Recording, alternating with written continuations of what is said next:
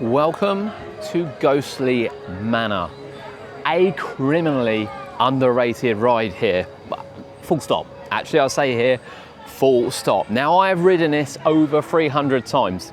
And let me tell you, no matter what park I'm in, no matter where I am, whether it be here, even online and ever, this is what I get asked about the most. Ghostly Manor. Now, what I want to do in this is kind of show you why it's the best ride. Best dark ride, because it is the best dark ride. And I want to take you on board, and rather than just kind of shooting and things, I want to tell you about how I see the story of the ride, because I don't think, I might be wrong, but I don't think that people really give it the credit that it is. You walk through the manor house. The manor house is beautiful. We've got wonderful tiles. Everything here as you walk up to it is perfect. Now, I am going to switch you, because I'm going to do this in one take right the way to the end. I don't know how long the queue is though, I'll bear that in mind. But I'm going to switch you now to the chest mount and take you on board Ghostly Manor. But everything about this is beautiful. Obviously, as you walk in, you will see Benjamin Kingsley. And there's not that much that actually gives away when you come on here, because as you walk through, you know, you'll see you need to shoot the ghosts, but the ride itself actually tells you so much more once you're on it, which makes it re-rideable, but we'll get to that. Let me just say first, the staff on here are incredible, absolutely incredible. We do love it. And as you wait, you will see that you're shooting, but they don't really tell you what you're shooting at. Nothing really tells you what you're shooting at until you get on the ride. And when we get on the ride, we will go through scene by scene. Everyone loves this, that you can see. I do wear a chest mount when I come to Paultons Park, as per rules. And let's take you on.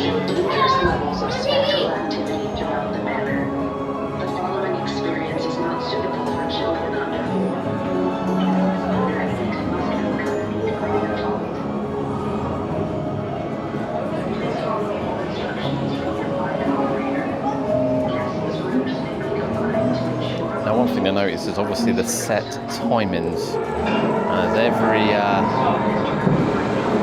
every scene is.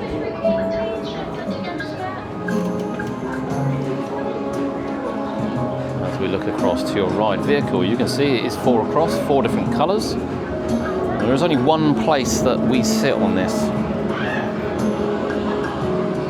as they disappear off into the distance.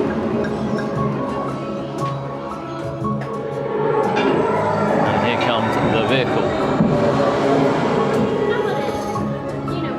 I do, yeah. You've finally got a high score. I've got the highest score now, yeah. Now you can keep it. That's it. Right, so it sounds silly, but I'll pick up the gun and I'll know straight away what car I'm in and how this ride's going to behave. And you'll notice as well that I've picked up the yellow gun because it's the only one you can use. Right, into the first scene. This is an amazing scene that shows you so much, because you've got a big screen in the middle that you'll be tempted to shoot, but it isn't just showing you that. To be fair, while I'm on here, it's rude not to shoot the duck, isn't it? Rude not to shoot the duck. 9,000 for the duck, there's a tip. But the screen isn't just showing you that, you know, but you can shoot the screen. So it's a bit of a mixture of what's to come. Now, this one really, really pushes you to think outside the box. I mean, you're actually looking out of a window here. So you should know that you can't shoot out of a window. And the ride can't do anything else other than show you things that you should be shooting. And this is a real good indication for further down the line that you can shoot anything on Ghostly Manor. That's the bottom line. And then the next scene gives you something completely different on top. So it's quite obvious when you've got a screen this big that all you are shooting is a screen. However, this also tells a story, this screen. Because whilst you'll be shooting in the middle and you'll be looking at some ghosts and things, a force field comes up. And the force field comes up because it wants you to shoot smaller things. It wants you to go over here. And it's telling you that the smaller things is what you need to hit, because that's all that populates the side of the screen. Now this screen is brilliant because this screen, there's very little that you know you can shoot at. You know, it's still giving you a little bit of hint with these, but you know, you can shoot the ghosts on the wall. All the ghosts on the wall. You can shoot them all. You can shoot watering cans up the top. This is me shooting watering cans.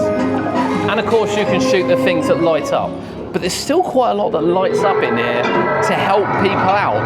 Now, of course, when you get to this scene, this is when it really starts to come together. Actually, you've only got 3 things that light up.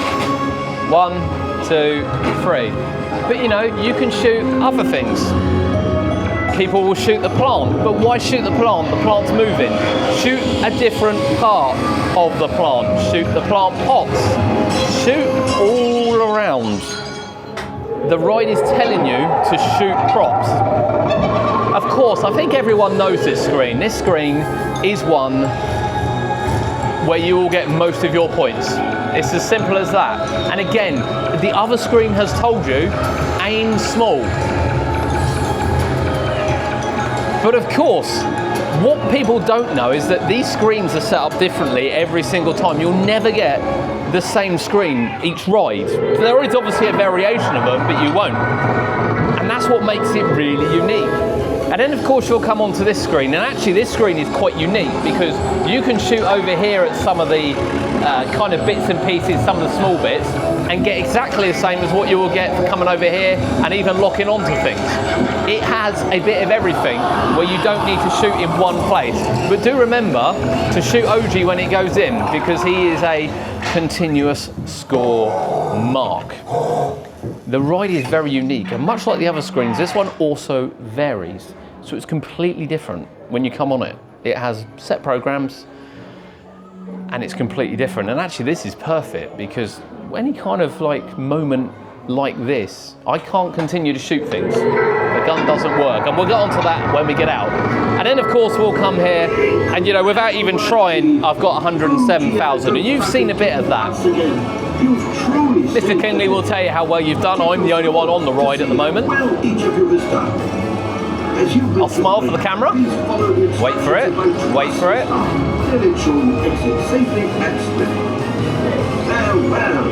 There we go. I've smiled for the camera. So let's take you off now and go through a few things.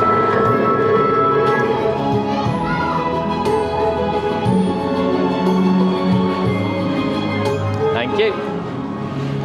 Right, we're going to detach you from the chest mount. So, why is it such a good ride, and why is it the best dark ride? Well, there's a lot of reasons for this. And as we'll pan around here, you know, I am top at the moment. But let me just say straight off, there are people that can beat that and will beat that.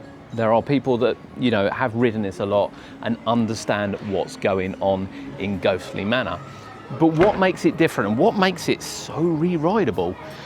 Well, let me tell you, we'll compare it to some other things, because I get told I got cheated on that. And you can't. That's the best part about it. This is the single most competitive ride you can go on for equal and fairness. Simple as that. The screens are all timed. I think they're 20 seconds. And even though you might get caught in a scene for delay, keep going right and you'll see the other one. No way! How much is that?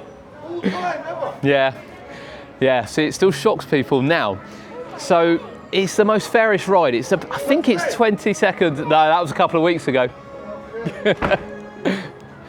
It is the fairest ride possible, because even if you get stuck in a scene where you can shoot physical props, you can't. Once the timer's timed out, it doesn't matter, you can't shoot them. There's no cheating, there's no getting around it. It is a fair, competitive ride, and that is what I absolutely love about it. And I'll compare it to other rides as well. And I'll compare it to Toon Blaster. That's the best one to compare it to, because I'll go to Chesington and I will go to Toon Blaster first on a off-peak day. There'll be no one there, I'll be the first person on it. And I'll set what I know is a good score for Toon Blaster, what I know is a good score. And you'll get off and you'll go out and you'll go, someone's doubled that already. And then you'll talk to an engineer who went, oh yeah, we rode it this morning testing the brakes. So obviously they've stopped and shot and shot and shot and shot. And then you'll look at the all-time score, which is like over 1 million. And again, it's where someone has had a breakdown on the ride. And I'll get off that ride and I'll be like, I'm not riding it again. Because there's absolutely no point. No point at all. No re-rideability to it, solely based on that. Now, you could argue, obviously, that if you're going on with friends and things, that it's still competitive. And yeah, I guess it is. But you're still not at a level playing field because the trains are so long, for instance, that it varies from front to back. You could be put in a seat that perhaps actually isn't that competitive compared to other people on the train. Whereas on this, you're 4 across and you can perfectly have competition. So if you're with family groups, you can, you know, see maybe who's buying ice cream next. If you're with adults, teen adults, or, you know, adults completely, you can buy who's buying the next round. You know, it's that competitive down to the moment. So yeah, no cheating, super competitive, and that's why I love it. I love the fact it's unknown, and actually, in fairness, it's a double unknown, because it's unknown in respect that you don't actually know what screens you're going to get. So you can't fully prepare for your ride on Ghostly Manor, even someone that's ridden it so much. And then on top of that, it's unknown that we definitely haven't spotted everything on it yet. You know, we haven't found everything. And that score, although good, and I know it's good, I appreciate that, and I get asked about it all the time. I know on that run alone, I could have got over 400k with sharper, more accurate shooting, but didn't. And you know, that's where the competition stays. The competition stays that when I get off other shooting rides, I don't necessarily feel like you can do much more. I don't feel anything's hidden, you're just shooting little dots. On here, you're not. You're shooting watering cans, you're shooting plant pots, you're shooting walls, you're shooting images, you're shooting plates. And the ride guides you the whole way from the first screen where it's like, well, actually, you can shoot the screen and you can shoot the props. They're lit green to kind of show you what you need to do. The next screen goes in, it's like, look, we've taken the screen away, you should know you can't shoot this. We're going to, again, highlight the props. You then go to the big screen where it's the only option to shoot the screen, but it doesn't allow you to shoot in the middle of the screen because it wants you to shoot to the side to get, you know, the knowledge of shooting smaller things for bigger points. You then get to other scenes where, you know, you don't have a lot to shoot at, and this is the problem, people just shoot at what they see, and that's the biggest issue. You know, I'm never going to give away the full secrets. I get messaged so much about it, sometimes nice, sometimes not. But Ghostly Manor is a super competitive ride, a fun, re-rideable ride in which everyone is on the same playing field, full stop. Whether you're good at it or not, everyone is on the same playing field. And you've just seen me there, I've walked in, I've gone on a ride. To be quite honest, I really haven't tried. I've got over 100k and I've walked back off without stopping the camera at all. I'm now gonna go back on there and try and set a score because that's what I do. But make sure you ride Ghostly Manor and just take your time. Honestly, take your time. The ride is guiding you, you just gotta listen to it.